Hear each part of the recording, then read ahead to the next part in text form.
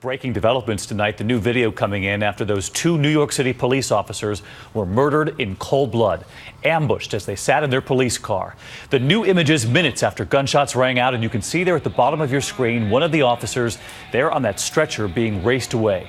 And tonight authorities are also studying this new surveillance tape, the suspect in the hours before the attack, the weapon they believe inside that bag. Tonight, new alerts going out in cities across this country to keep their officers safe. ABC's Lindsay Davis with the new surveillance tonight.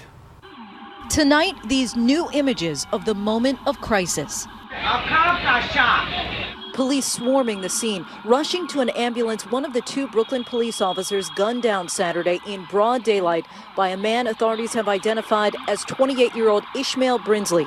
Police say Brinsley was on a mission to kill cops.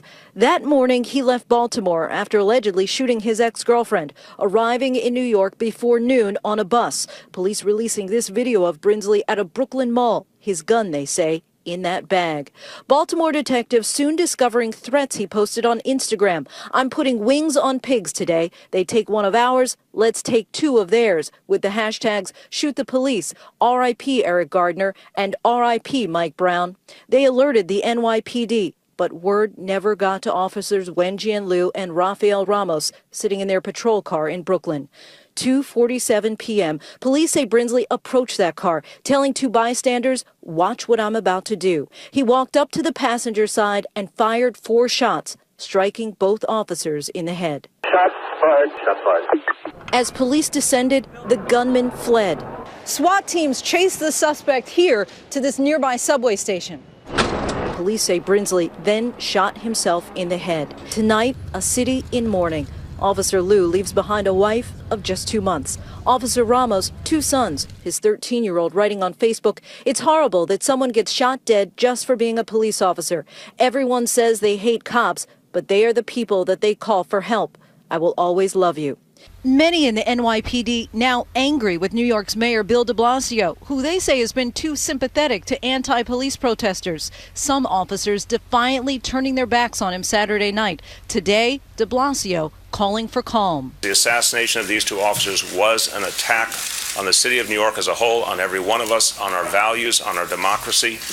We cannot tolerate such attacks.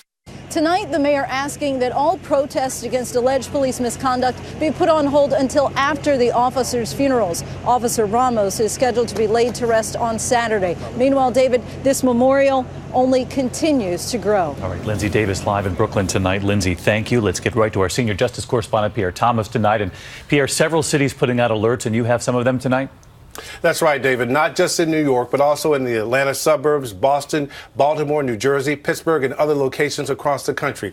Police leaders and unions have issued warnings urging extra caution. In short, telling the rank and file they could be targeted and ambushed. In a number of cases, officers are being told not to go on patrols alone, to be extra careful about their surroundings, and to even be cautious about what they post on social media, David. But Pierre, even before that awful scene here in New York this weekend, this has been a dangerous year for police across the country. Police deaths have been spiking compared to 2013, David. The number of officers killed in the line of duty has surged by 23%, with those killed by firearms up a staggering 58%. Authorities say there's a lot of anti-government, anti-police sentiment out there right now. All right, Pierre Thomas live in our Washington bureau. Pierre, thank you.